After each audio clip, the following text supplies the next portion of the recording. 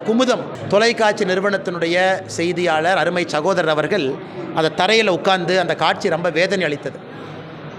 விஜய் அவர்களுக்கு இதற்காகத்தான் மத்திய அரசு பாதுகாப்பு படையிலிருந்து சிஆர்பிஎஃப் ஹைலி ட்ரெயின்டு மக்கள்கிட்ட எப்படி பிஹேவ் பண்ணணும், எப்படி நடந்துக்கணும்னு சொல்லக்கூடிய ஃபோர்ஸே கொடுத்துருக்காங்க. அவர்களை தயவு செஞ்சு நல்ல முறையில் பயன்படுத்திக்கணும். ஏன்னா உங்களுக்கு பாதுகாப்பு இருக்கணும், பாதுகாப்பு மக்களுக்கு இருக்கணும், செய்தியாளர்களுக்கு இருக்கணும், சாதாரண தொண்டர்களுக்கு இருக்கணும், உங்கள் ஃபேன்ஸுக்கு இருக்கணும். ஆனால் இன்றைக்கி நடந்திருப்பது ஒரு ஏற்றுக்கொள்ளத்தக்க ஒரு விஷயம் அல்ல. இருந்தும் முறையாக அவங்க சிஆர்பிஎஃப்பை பயன்படுத்தி பத்திரிகை நண்பர்களுக்கு அந்த மரியாதை கொடுத்து வருகின்ற காலத்தில் அரசியல் பயணம் செய்வாங்கன்னு நம்புறோம். ஆனால் சிஆர்பிஎஃப் வீரர்களே உள்ள இல்லையா அண்ணா? எனக்கு தெரியாது.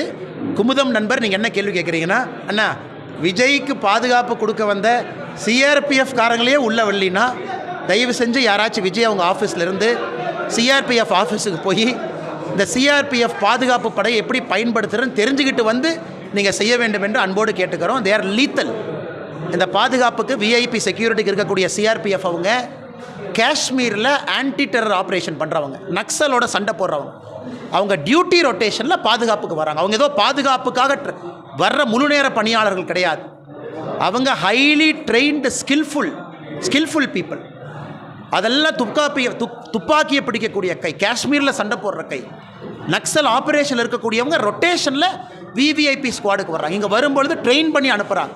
மக்கள்கிட்ட எப்படி பிஹேவ் பண்ணணும், எப்படி பாதுகாப்பாக நடந்துக்கணும், வெப்பன் எப்படி ஹேண்டில் பண்ணணும், பத்திரிக்கையாளரை பார்த்தா எப்படி உள்ளே விடணும், அவங்க ஒரு செக்யூரிட்டி கொடுக்குறோன்னு சொல்லிட்டு இன்னொருத்தருக்கு எப்படி தொந்தரவு கொடுக்குறது, ஹைலி ட்ரெயின்டு. அதனால தான் விஜய் அவர்களுக்கு அது கொடுக்கப்பட்டிருக்கிறது. அதை முறையாக பயன்படுத்தியிருந்தாங்கன்னா இன்றைக்கி குமுதம் ரிப்போர்ட்டர் சகோதரருக்கு நடந்தது இன்னொருத்தருக்கு நாளைக்கு நடக்காது. தொடர்ந்து இது நடந்ததுன்னா அப்புறம் மக்கள் தப்பாக பேச ஆரம்பிச்சிடுவாங்க.